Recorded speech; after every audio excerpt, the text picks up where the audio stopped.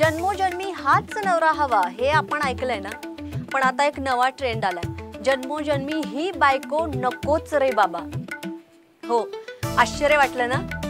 पण छत्रपती संभाजीनगर मध्ये खरंच असा प्रकार सुरू आहे, जिथे नवऱ्यांनी वडाला नव्हे तर पिंपळाला उलट्या फेऱ्या मारायला सुरुवात केली आहे। तर चला आज जाणून घेऊया पिंपळ पौर्णिमेच्या या भन्नाट आणि थोडक्यात पण विचार करायला लावणाऱ्या गोष्टीबद्दल।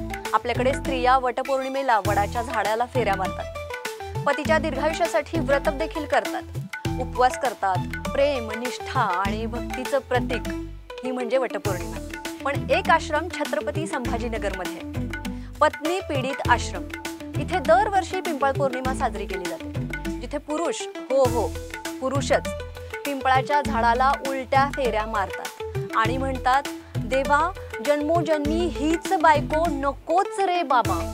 पण सध्या चर्चेत असलेलं वैष्णवी हगवणे प्रकरण, सोलापूरचं आशादेवी प्रकरण, यावरून अजूनही दिसतं की महिलांवरती होणारे अत्याचार अजूनही बंद झालेले नाहीयेत। परंतु पत्नीने नवऱ्याचा खून करून ड्रम मध्ये मृतदेह दांबून ठेवल्याची घटना देखील विसरून चालणार नाहीये। या घटनेवरून देशभरात मोठ्या प्रमाणात चर्चा पण रंगलेल्या आपण बघितल्या।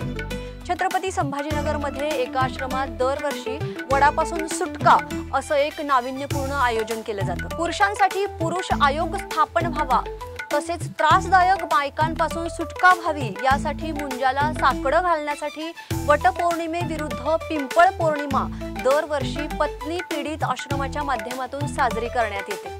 या पिंपळ पौर्णिमेला पत्नी पीडित पुरुष पिंपळाच्या झाडाला उलट्या फेऱ्या मारून अशी बायको नको रे देवा म्हणत प्रार्थना करतात।